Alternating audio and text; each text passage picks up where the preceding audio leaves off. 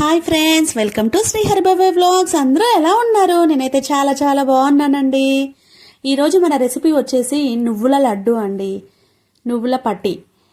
ఇది చాలా చాలా మంచిదండి. ఇక్కడైతే మేము ఎర్ర నువ్వులతో చేస్తున్నాము.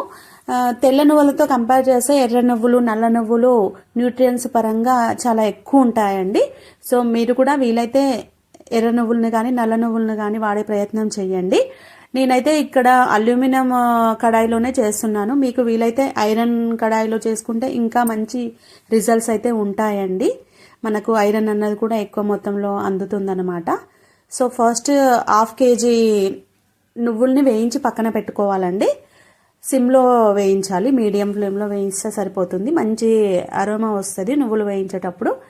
అవి మంచిగా వేగాక పక్కన పెట్టేసుకొని 1/2 kg బెల్లాన్ని 1/2 టీ గ్లాస్ వాటర్ వేసుకోవాలండి. బెల్లాన్ని కొంచెం కచ్చాపచ్చగా దంచి వేసుకుంటే సరిపోతుంది, ఒక పెద్ద ముద్దలాగా కాకుండా. తర్వాత 1/2 టీ గ్లాస్ వాటర్ వేసేసుకొని హై ఫ్లేమ్తో మనం కలుపుతూ ఉంటే అదంతా మెల్ట్ అయిపోతుంది. బెల్లము మెల్ట్ అయిన తర్వాత బాగా బబుల్స్ వస్తూ ఉంటుంది అనమాట బెల్లంలో. ఒక్క డ్రాప్ తీసుకొని ఒక ప్లేట్లో వాటర్ పోసి అందులో వేస్తే ముద్దలాగా ఫామ్ అవ్వాలన్నమాట బెల్లము. అప్పుడు అది ముదురు పాకం వచ్చినట్టు. అప్పుడు మనము ఈ నువ్వుల్ని అందులో వేసేసుకోవాలి.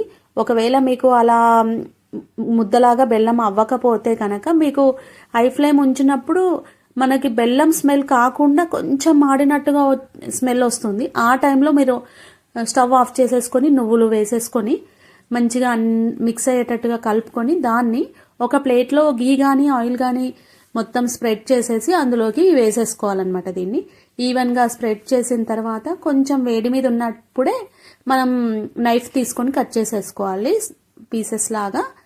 అవి చల్లారిన తర్వాత ఓపెన్ అయిపోతాయి అన్నమాట. ఒకవేళ మనం లడ్డూలు చేయాలనుకుంటే ఒక ప్లేట్లో చల్లటి వాటర్ తీసుకొని కొంచెం కొంచెంగా ఈ వేడిగా ఉన్న మిశ్రమాన్ని తీసుకొని లడ్డూలాగా కట్టుకోవాలి. చేతులను తడి చేసుకుంటే మన చేతులు కాలకుండా ఉంటాయి. కానీ ఈ నువ్వుల లడ్డూలలో కాల్షియం అన్నది ఎక్కువగా ఉంటుంది అండ్ బెల్లంలో ఐరన్ ఎక్కువగా ఉంటుంది. మీ బోన్స్ని చాలా స్ట్రెంగ్త్ అవుతాయి అన్నమాట. సో ఖచ్చితంగా రోజుకొక లడ్డు తినే ప్రయత్నం చేయండి. మీ పిల్లలకు కూడా పెట్టే ప్రయత్నం చేయండి. అంతే ఫ్రెండ్స్, ఈరోజు మన రెసిపీ. Bye bye friends. ఈ వీడియో నచ్చినట్టయితే లైక్ చేయండి, షేర్ చేయండి, సబ్స్క్రైబ్ చేయండి.